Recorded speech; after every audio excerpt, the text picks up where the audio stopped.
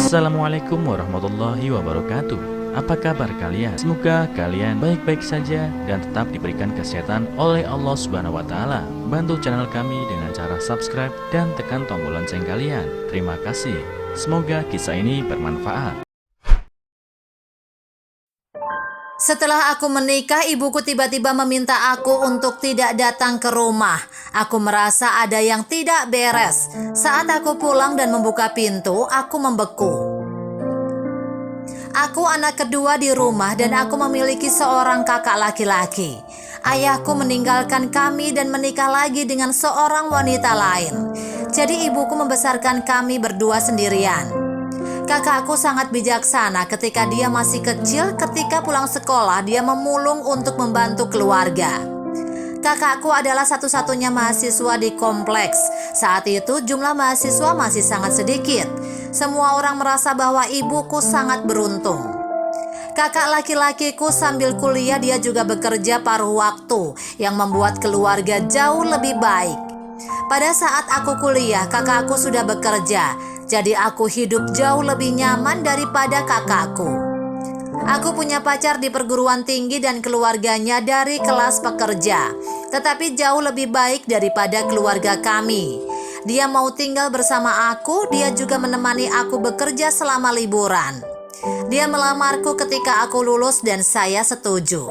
Aku berencana untuk menikah setelah kakak laki-lakiku menikah. 1 tahun setelah aku lulus, kakak laki-lakiku menikah. Istri yang dinikahinya cukup cantik dan terlihat sangat baik. Aku berpikir kakakku diberkati memiliki istri yang begitu baik. Setelah kakakku menikah, aku merasa tidak nyaman tinggal di rumah.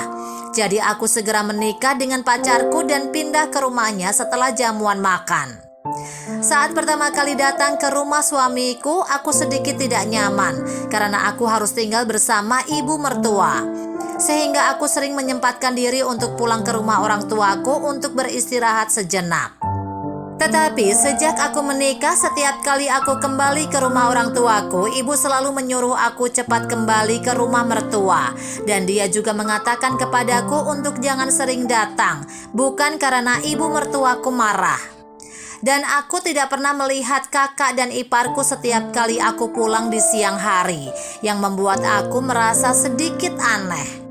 Aku menceritakan keraguan-raguanku kepada suamiku, dan suamiku mengatakan bahwa aku terlalu berlebihan. Tetapi aku masih merasa ada yang tidak beres dan berencana untuk mencari waktu yang tepat untuk pulang lagi.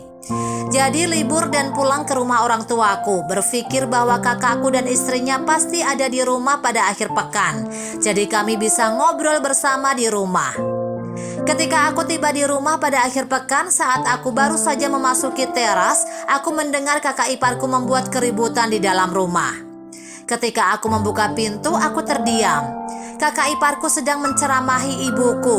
Dia berkata bahwa ibu saya tidak mencuci pakaiannya dengan bersih. Dia bahkan tidak menyadari bahwa aku pulang.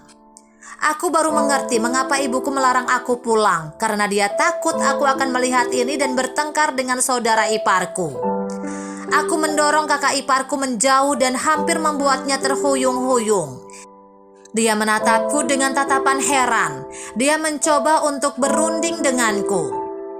Aku membawa ibuku keluar dari rumah dan membawanya pergi, meninggalkan semua teriakannya. Aku harus memberitahu kakak laki-lakiku tentang ini. Lagi pula ipar perempuanku tidak mengurus ibuku sama sekali.